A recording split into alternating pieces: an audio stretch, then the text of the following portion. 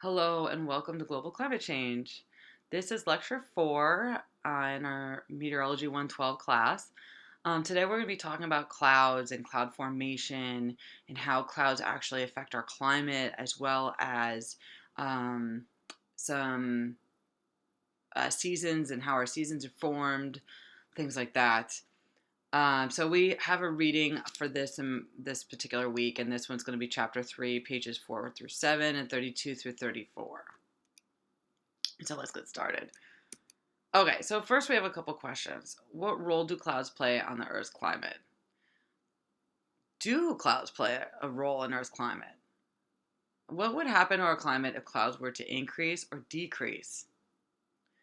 Okay, clouds actually do have quite a bit to do with our climate. And if they would decrease or increase, it actually would affect our overall climate because we're talking about a global climate average here. So it's going to matter to the whole globe. Okay, so first of all, we do have water in the atmosphere.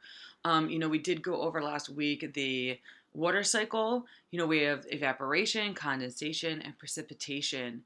Remember that evaporation and condensation is going to be a process, a phase change of water.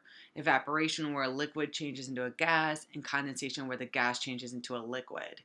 Now, precipitation is going to be any liquid or solid that falls from the atmosphere to the ground. So we can say rain, but we can also say snow or sleet or hail. Anything like that is actually going to be considered precipitation. Now, when we're talking about clouds, actually that process or what forms a cloud would be condensation. So remember, the condensation is the process by which water vapor changes to a cloud droplet. Now, for something to condense, like for water vapor to condense, it needs something to condense upon, a surface to stick to. And so we have something called a cloud condensation nuclei, or CCN, and that is going to allow the water vapor to actually condense onto something. And there's a couple different things that can be CCN. We can have dust or salt or smoke, anything that's a very small little particle that can cause that water vapor to condense upon it. But it's really small. So just for a size comparison here, we can see that of an average raindrop, this is the average raindrop here, this blue side, is 2 millimeters. Now, a cloud droplet is going to be smaller than that, and that's going to be 0.2 millimeters. But the nuclei is going to be 0.0002 millimeters. I mean, that's really, really small comparatively to even a raindrop or a piece of human hair. Okay, so clouds are going to actually have a cooling effect and a warming effect. There are two different processes actually that cause this. So an albedo effect due to the clouds is going to have a cooling effect actually. So the incoming solar radiation is going to come in, it's going to reflect off the clouds, and it's going to go back up into outer space. So it never comes down into this earth, like onto where we live here. So it's actually going to have a cooling effect to us. The cloud droplet size and the total water content are going to be the things that determine the overall reflectivity. Now, we also have the greenhouse effect, and this is because clouds are made of water vapor, and water vapor is a greenhouse gas. So, clouds are actually really good absorbers and emitters of long wave radiation. So, long wave radiation is going to actually absorb that and then warm up the atmosphere around it. So, in that manner, the clouds actually have a warming effect. Now, imagine that you're going camping with your friends in the Sierra Nevadas. On the first day and evening, it's cloudy, while the second day and evening, it's clear. Based on this information alone, which day would be warmer and which evening would be warmer? You can pause the video if you want to think about it for a minute. So it's basically going to be determined by if it's day or night. Because if we have a cloud here during the day and at the night, it's going to react differently. So the incoming radiation from the sun, remember, is shortwave. It's coming from the sun, and then it's going to actually reflect it off before it even can make it through the cloud to the ground. That's going to result in a cooler day. Now at night, it's going to have the opposite effect Because we're talking about long wave radiation being emitted from the surface. So long wave radiation is going to be emitted from the surface. It's going to hit this water vapor content inside the cloud, and it's going to absorb it, which is going to have a warming effect. Now it might, emit more down towards the ground. Oops, again. Or it might go up in outer space, but either way, it's going to like cause a warmer atmosphere down here where we live, which is the opposite as to if there wasn't any clouds. If there wasn't any clouds during the day, then that incoming shortwave radiation is just allowed to come down here to the ground and warm it up. And at night, the long wave radiation is going to be allowed to leave our atmosphere, and it won't do very much to actually warm it up. So, on the clear day, it's going to be warmer than the cloudy day. And the clear night is going to be colder than the warm night, in our example. Okay, and there's a couple different types of clouds, and we categorize them by a few different ways. So first of all, by the level in the atmosphere that the cloud is. So the higher up clouds are going to start with this CIRR, this root right here. Okay, the middle ones will be an ALTO, and then the lower ones will be STRAT. We also have the vertical development, which is going to be CUMU, or if they produce rain, which is going to be NIMB. So now we can kind of put all of these things together.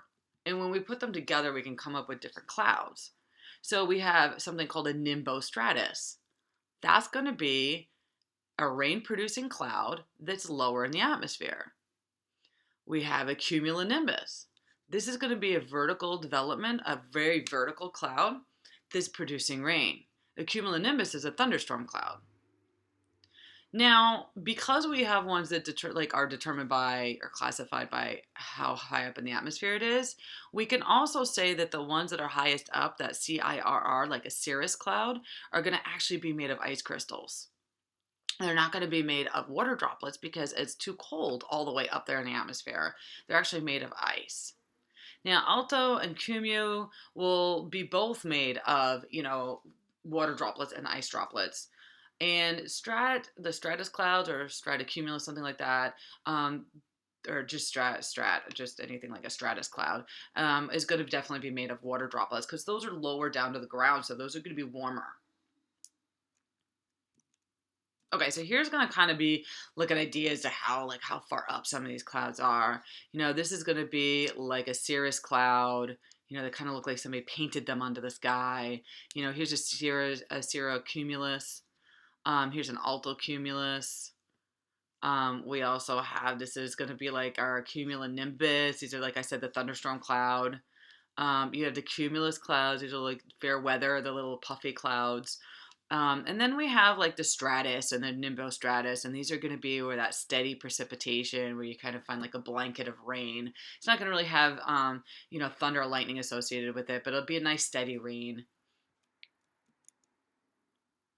Okay, so consider that we have low and high different clouds. How is our surface energy budget different for each of these two different cloud types? Now remember that the higher up clouds are actually formed from ice crystals, and the lower ones are formed by water vapor. So low clouds are going to be excellent reflector of solar radiation and a good absorber or emitter of infrared. Okay, so of infrared. So that means basically the lower clouds during the day is going to reflect a lot of solar radiation. We know that because we have those really low clouds that we might see that we can't see the sun through. And that's because that incoming solar radiation, the visible light spectrum, it can't penetrate through that cloud. But it's also going to be a good absorber emitter of infrared at night. So it's going to be great like a blanket. It's going to kind of keep us warmer down here at the surface. But the higher up clouds, the ones that are made more of ice crystals, are going to be fair or poor reflectors of solar radiation, but good or excellent absorbers of infrared. So it's not going to do very much to prevent that incoming solar radiation, but it will do quite a bit actually for when, at night when we're emitting more of the infrared from the ground. Increases in low clouds will cool the surface, where the cooling will outweigh the warming, and increases in high clouds will warm the surface, where the warming will actually outweigh the cooling. So when we ask, what effect would the clouds have on our climate, it kind of depends on where they're actually located and which types of clouds we're talking about. So here we can kind of see that the high clouds are going to allow that incoming solar radiation to come in. It's going to reflect only a little bit of it. But the outgoing long wave radiation, it's really going to prevent that from going through it, and it's going to reflect it back down to the surface. Where these lower clouds actually will reflect the incoming solar radiation, but also the ones that the radiation we're emitting from the planet. So clouds both cool and warm the earth, and the net effect of the clouds on the climate is to cool the earth. So where it's mainly the clouds will actually cool the earth more than it'll warm the earth. And now we're going to kind of go through a couple pictures of clouds that we actually, I took from one of the books I use actually for Met 10. So you can kind of see what they look like. This is going to be that example of the cirrus cloud. Like I said, it kind of looks like, somebody painted them onto the sky. They look really wispy. It's because they're made of ice, crystals. And here's some cirrocumulus. Remember, these are really high up in the atmosphere here. You can kind of see how you can have some waves going on as well. Now these are going to be altocumulus, so these are going to actually have a little bit of vertical motion to them, but they're going to be in the middle of the atmosphere. And here's some stratocumulus. Great picture, beautiful picture here. This is going to be, having quite a bit of vertical motion as well, but really down closer to the Earth. When I first came to the Bay, I actually came here to intern over at NASA here at Ames Research Center. And what I actually did was I used AI to identify stratocumulus clouds off the coast of Africa. Because there's something going on, well, first of all, with our models are not picking them up, but this specific study was actually so that we can see how the aerosols, because there's a lot of fires over Africa, and how these stratocumulus clouds and the aerosols are affecting the incoming and outgoing solar radiation. So I used basically a neural network to identify which clouds were these stratocumulus clouds, because those are the biggest, the most amount of clouds on the planet actually is stratocumulus clouds. So they have a lot to do with our radiation budget. Okay, and these are going to be like those clouds I was saying that you just can't see the sun through. Is going to be a stratus cloud, and that's really low down to the ground. And these are those puffy, they kind of carry them fair weather cumulus. Their life cycle is really small. They're not around very long. These are kind of the ones that you try to find different shapes in. They're really pretty. Okay, and then we're also going to go in this lecture on why do we actually have seasons, because obviously that matters too. Now, when we're talking about seasons, we talk about a couple different definitions here. We have insolation, which is going to be the incoming solar radiation. We have solstice, which is the day of the year when the sun shines directly overhead at noon. We're going to have the equinox, which is the days of the year when the sun shines directly overhead, the equator at noon. Okay, so this is going to be directly overhead at 23.5 south or 23.5 north, the Tropic of Cancer and Capricorn. And then this is going to be when the sun is directly overhead the equator as the equinox. And then the subsolar point is the latitude at which the sun is directly overhead at noon on a particular day. So when it's directly over noon in, Hawaii, then that would be the subsolar point. Okay, so in order to kind of talk about the seasons and how much radiation we're receiving and that kind of thing, we kind of have to look at the angle of the planet that's actually like the angle that we're receiving the solar radiation. So when you look at the solar radiation, if it's coming in over here and it kind of goes over the top or the bottom of the planet, you can see through this yellow line here is like where it's actually touching the ground. It's quite a bit bigger of a line than, over here if it's just coming directly and hitting the planet. And if it's coming directly and hitting the planet, it's gonna, be very concentrated. And it's gonna be very focused on a small area. But if it's over here, like on the edges, then it's going to be spread out over a larger area and it won't be as concentrated. So each one of these points that are receiving that direct sunlight is not going to actually receive it as such a magnitude as it will be if you're sitting over here at one of these direct points. is another way of looking at it. You know, if you take a flashlight and you shine it at an angle, I mean, you can see that the light that's like, it's more diffused here. It's not as like, you know, strong of a light as if you just shine it directly down onto a piece of paper. Okay, so what are we getting at here? We're getting at the fact that, you know, we can have the sun high up in the sky, and or we can have it down like lower in the sky. When it's lower in the sky, you know, this is where we're going to receive more of that sunlight here, where this is going to be more of the direct sunlight. So what influences the incoming solar energy per area? Because that's what we're really looking at, is how much area is actually being receiving the solar radiation. So how strong is that incoming solar radiation that we're receiving? So the sun's angle of incidence. So if the lower sun angle, then they're going to get less incoming energy per area. Oops. Kind of like this is going to be the lower incident. Okay, per area, they're going to receive less of that energy. And the higher sun angle, like over here, then they're going to receive more of that energy per area. And also the length of the time the sun shines each day. So, you know, obviously during the summer, we have a longer day and we're going to receive more sun hours than during the winter. We're going to receive less sun hours. Now, these are caused by the tilt of the Earth's axis.